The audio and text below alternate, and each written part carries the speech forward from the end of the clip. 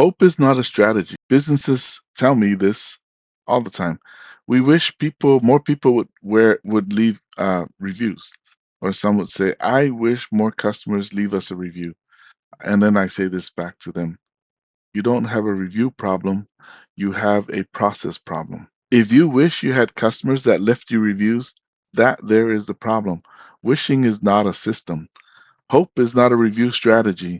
I think a lot of owners they say, "Well, if we did a great job, people will naturally leave reviews."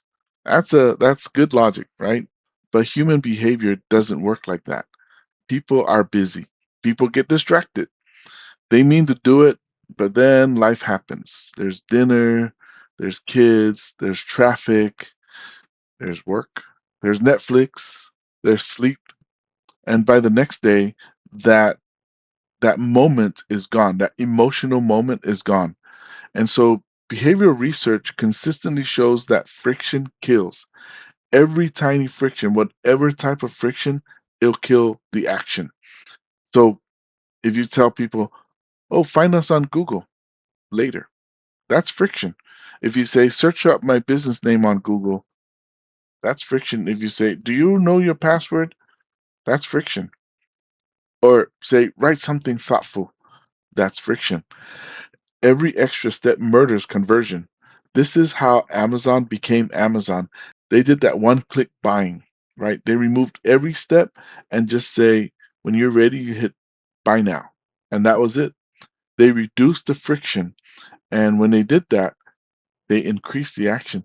That same mentality and that same psychology happens with reviews. You need to have a review funnel mindset because businesses think that reviews are random. They are not. I'm telling you, reviews are not random. Reviews are a conversion funnel. You have to think of it this way. Okay, so work with me here. If you had 100 happy customers, how many of them were actually asked to leave a review? Maybe 10 if you don't have a system. And how many of them were given the link to go and review? Maybe 3. How many of them were reminded? I'm gonna bet zero. Zero were reminded. And then how many of them actually left a review? 1, maybe. So that's not because customers hate you. That's because your funnel is leaking all over the place. That's that hope marketing problem that I mentioned. And I've seen it all too often. Many businesses run what I'd call hope-based review marketing. I've seen that, and that's just what I'm calling it. And their system is, "Oh, I hope the customer will remember. Oh, I hope staff will ask. I hope the owner follows up. I hope that Google makes it easy. I hope enough people care." You hope for everything, but hope is not a process. And that's the scary part because your competitor with weaker service but stronger systems, they're the ones that often wins. And that stings, right? Because it's true. Let me share with you some real world examples. This happened last week, and I mentioned this in another video that I did. For Mother's Day, my wife and I went to a restaurant she had heard about, but she's never been to. And I went to it one time and I said, "Oh, let's go." And then we invited some friends. So we all went together. The meal was awesome. My wife loved it. She was raving about it. She says, "Oh, I love my food. The portions were just amazing. Loved it." And then at the end, the waitress, who was also awesome, by the way, she was great. She showed us her shirt and it says, "Forget about it." And we had to read it, And the name of the restaurant is Valentino's. Great restaurant, by the way. Valentino's in Rowlett, Texas. Mwah, beautiful. Love the food. Love the Aurora sauce. But at the end, she said, "Thank you for coming." She didn't ask us to leave a review. And then we went up to the counter to check out. That guy didn't ask us either to leave a review. Now, I will also say they have a lot of reviews. They have over 2,000 reviews, and I think they're 4.5, I think. So they're not hurting. They're good. So for Valentino's, I'm going to excuse you for a little bit, but I want to share that. I wanted to share that example of what actually happened. I have a review there because a friend of mine took me there in January, and I loved it so much, or December. I loved it so much, I left a review, a raging review, and a raving review.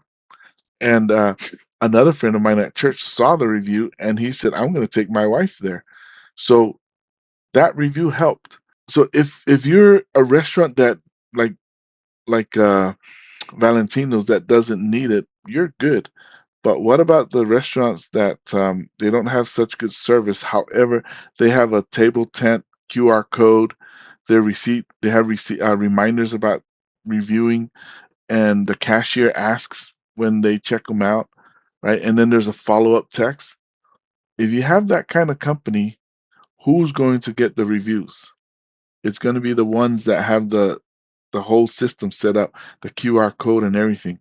It's not because they're better, but it's because they engineered the outcome. And that's important. That's important to know that you have to engineer the outcome. So think about that for contractors and home services, right? Roofers, plumbers, HVACs, painters.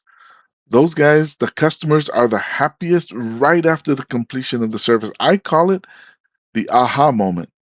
That emotion, that emotional high is golden. But then the crew leaves. Nobody asks. The owner thinks, oh, they'll probably leave us a review. Nope, I'm guaranteeing you they won't. Because after they leave work, they got to go pick up the kids. The spouse says, oh, what's the update? There's insurance paperwork, there's work emails, and then that window passes. That aha moment goes and it's gone. Think of the auto repairs. Customers pick up their vehicles, they're very happy. At the time they deliver the vehicle, the car works, or even this, because I have a client, not a client, excuse me.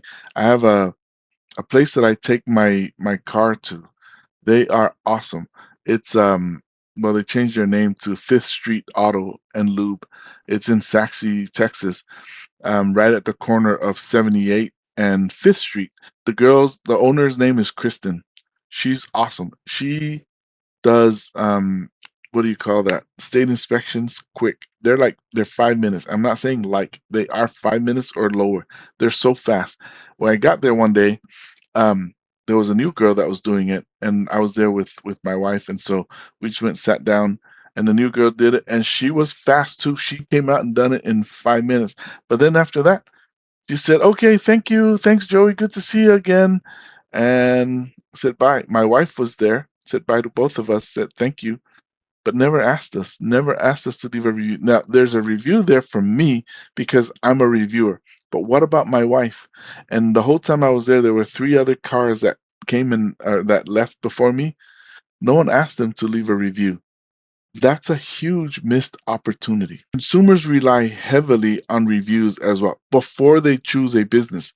So think about that. That's a huge loss right there.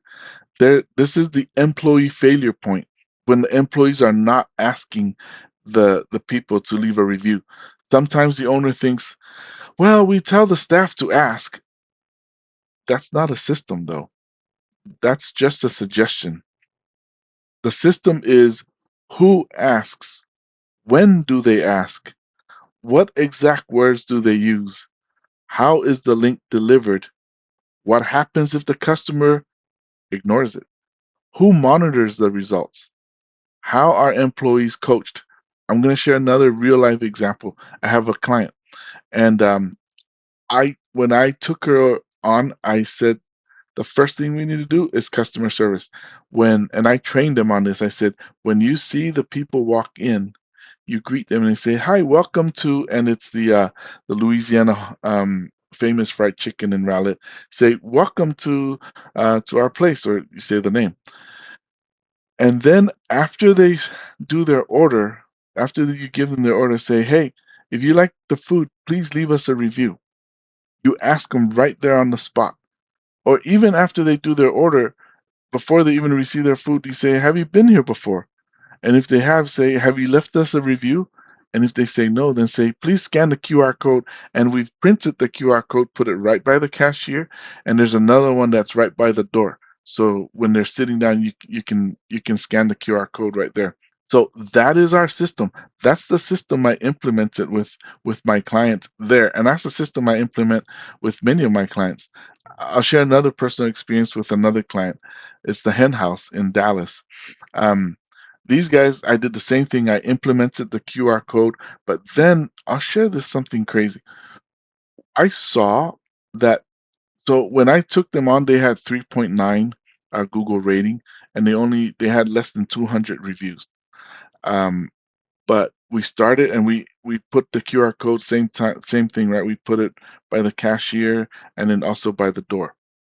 But then I looked at their Uber Eats and their DoorDash. Both of those guys were over I think it was 4.5 for both of them.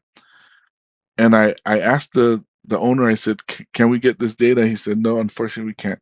So here's the strategy that we did. We put the QR code in in every takeout order. We printed a QR code cards and we put it in there. And we saw our reviews just started to build, build, build. And just a year later, we are closing in on 800 reviews. That is the system that we implemented. Not only did we put the QR codes, we asked them, we welcomed them, but then we also put the QR codes in the takeout orders. Okay. So um, if you think about it, even as your own experience, right? You enjoy the food, and then do you leave a review? Why not? I leave reviews. I I have a lot of reviews.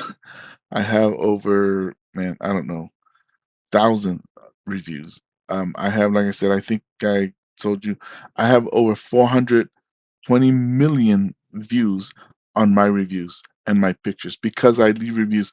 I care for the businesses. I know that most people don't leave reviews, and especially when they're happy. Excuse me, businesses need reviews from the happy customers. If you go to a place and you like it, please leave a review. Be that person that helps these companies, especially our our local businesses. They need that help. I'm gonna share this one quick story. I've been doing digital marketing for over 20 years, and we used to do email marketing, and we called it we opened the front door. We're the delivery person. The email team, we were the delivery person, and we deliver emails, we deliver people. And the example that we always helped to share the point, we told this story where we said, okay, if I'm delivering you, I'm taking you to your house, or you and your child, whoever it is. When I go out, I don't just drop you off at the curb. I stop the car, I get out, and so I don't leave you at the front at the curb. I get out and then I see the gate. I open the gate and I let you in. So I walk you to the front door. And then I get to the front door. I don't just leave you at the front door. I knock on the door. And then when they open it, I introduce you. I said, "Here is so and so." And then you walk in. And then I turn around and I leave. When I do that, I have delivered you. I have delivered the email to the final destination, because there's three friction points there, right? There's the curb, there's the front gate, and then there's the front door. And I overcame all of those friction points by going all the way. And when the front door opened, I let you in. And this is where I'm saying to you again, when you do that, that is setting up your system. That is setting up your system so that you have reviews that funnel, that's not leaking all over the place. Like I said, going back to the very beginning, most businesses do not have a review problem. They just have a process problem. And I'm here to help. Have a good day.